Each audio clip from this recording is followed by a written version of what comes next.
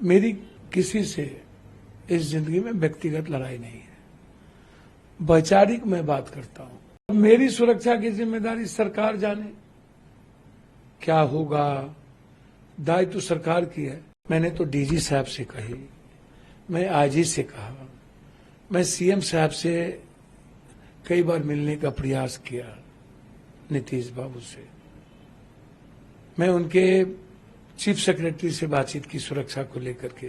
लेकिन जो व्यक्ति लगातार जिस व्यक्ति को एक ट्वीट के कारण, मुझे नहीं पता कौन है क्या है, जो लोग धमकी देते हैं, मैंने समय समय पर डीजी साहब को, 4 एसपी को मैंने वो बात बता दी। पूर्णिया सांसद पप्पू यादव को अलग अलग 2 गैंगस्टरों ने धमकी दी है। सांसद को लॉरेंस बिश्नोई गैंग के गुर्गों ने धमकाया है, कहा कि टीआरपी कमाने के चक्कर में न पड़ो वरना रेस्ट इन पीस कर देंगे।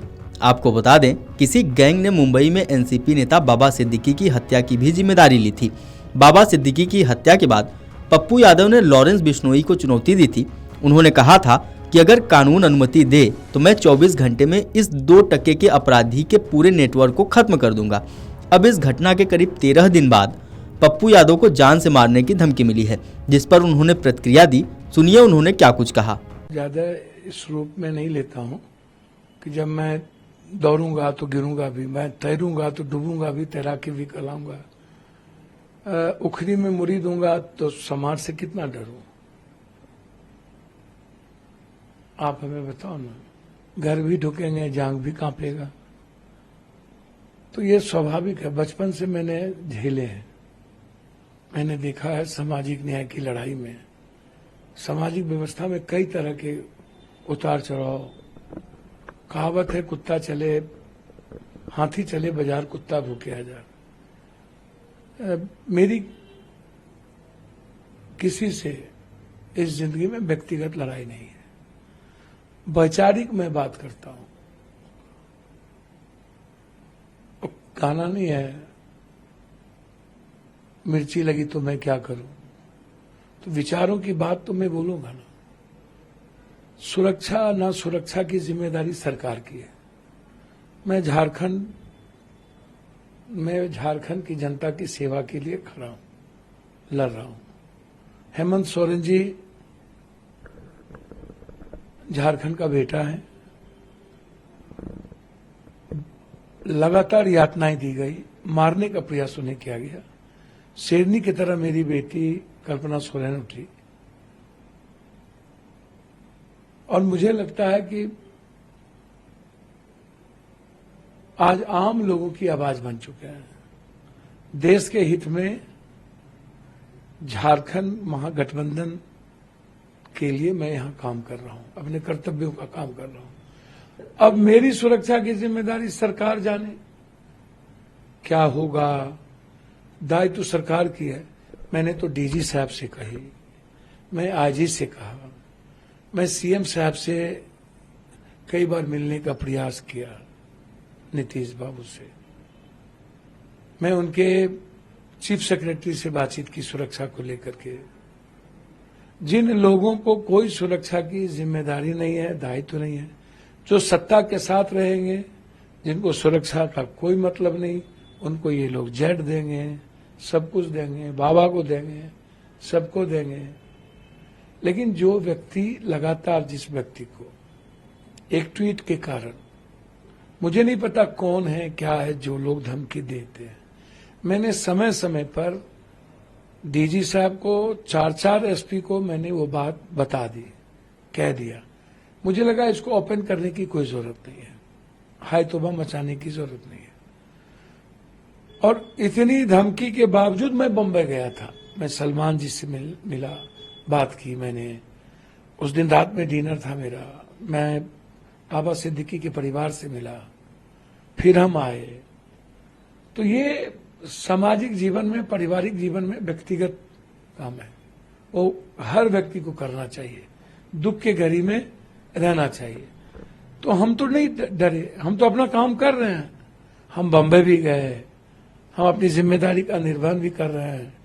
कल बिहार में जो घटना घटित हो रही है, वहां भी जा रहे हैं। तो हमने तो पूर्णिया में भी, Purnia SP, Katihar SP, Madhepura SP, IG, DG, हमें जब खबर मिली इस नंबर से लोग आए हुए हैं विभिन्न जगहों पर, हमने नंबर तक दिया। हमने आईजी से 2-2 बार बातचीत की। तब सत्ता में नहीं हूं इसके लिए हमें मर जाना चाहिए या इनकी सुरक्षा की जिम्मेदारी नहीं है। मुख्यमंत्री जी सत्ता वाले लोगों को समय देंगे, गैर सत्ता वाले से मिलेंगे भी नहीं। तो कम से कम बिहार सरकार इतना बेशरम तो ना हो कि आप, और भारत सरकार से, गृह मंत्री जी से भी मैंने बातचीत की। क्या आपने लेटर लिखा गृह मंत्रालय को?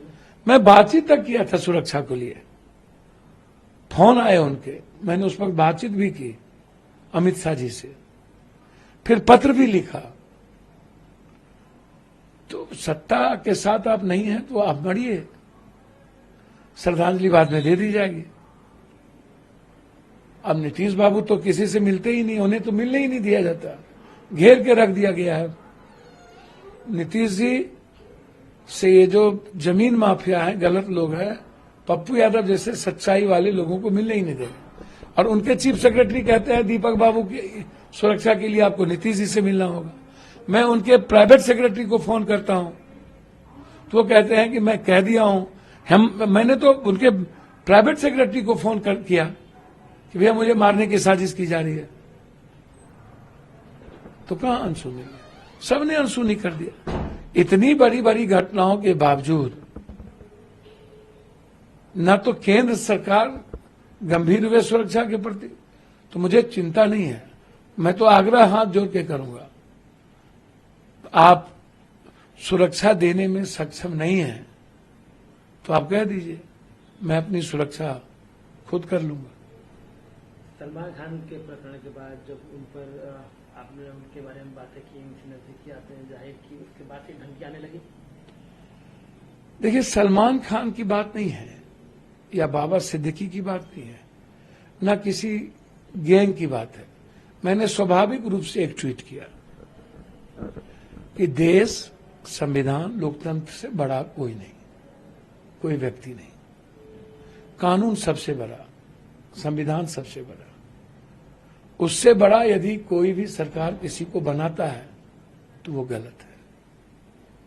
बस मैं फिर कह रहा हूं, ना मेरी किसी से निजी दुश्मनी है, ना मुझे किसी के गैंगवार से लेना देना है। संविधान और कानून और लोकतंत्र की बात आएगी तो मैं वैचारिक बात करूंगा। अब मुझे मरना न मरना तो भगवान के हाथ में है। अब मेरी सुरक्षा की जिम्मेदारी सरकार के हाथ में है। अब सरकार मुझे मरवाना चाहती है कि बचाना चाहती, तो सरकार जाने। इतने समय समय पर वीडियो ऑडियो देने के बावजूद एक भी एसपी, एक भी डीआईजी, आईजी ने एक प्रतिक्रिया तक नहीं दी, तो इसका मतलब साफ है कि वो श्रद्धांजलि देने आएंगे। अगर आप ये वीडियो YouTube पर देख रहे हैं तो हमारे चैनल को सब्सक्राइब कर बेल आइकन दबाएं, और Facebook पर देख रहे हैं तो हमारे पेज को लाइक करें। 8 मिलियन प्लस सब्सक्राइबर, आपके इस भरोसे के लिए बहुत धन्यवाद।